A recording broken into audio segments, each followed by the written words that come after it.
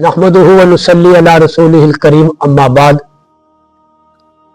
एक दोस्त ने सवाल किया है कि नफल नमाज की जमात नहीं होती, तो तरावियों के मुतालिक शरई हुक्म क्या है? क्या तरावी भी नफल है? इसका जवाब यह है कि तरावी नफल नहीं बल्कि तरावी सुन्नत मुअक्कदा है। और तरावी की जमात सहाबा किराम रिजवानुल्लाह ताला अलैहिम अजमईन से साबित है, क्योंकि हदीस मुबारका है अलैकुम बिसुन्नती व सुन्नतिल खुलफाए राशिदीन महदीयीन।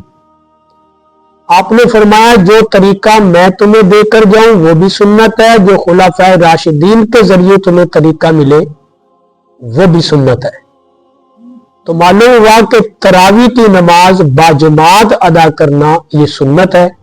सैयदना फारूक आजम रजी अल्लाह ताला अन्हु ने बाजमात 20 तरावियों का एहतमाम एक इमाम के पीछे मस्जिद नबवी में करवाया था।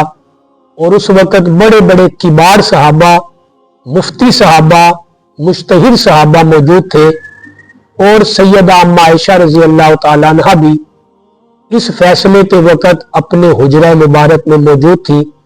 अगर हज़रत उमर का यह फैसला दुरुस्त न होता तो यकीनन वो लोग जिन्होंने मुस्तफ़ा सल्लल्लाहु अलैहि वसल्लम से दीन सीखा था वो कभी इस फैसले को तस्लीम ना करते।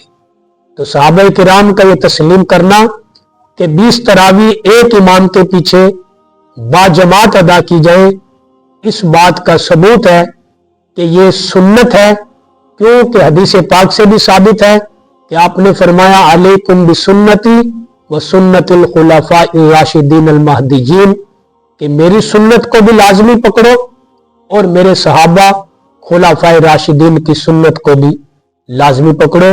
इसलिए आम नफली नमाजों की जमात नहीं होगी, तरावी की जमात सुन्नत है, सुन्नत से साबित है, तो इसलिए इनकी जमात होगी। अल्लाह पाक हमें समझने की तौफीक अता फरमाए।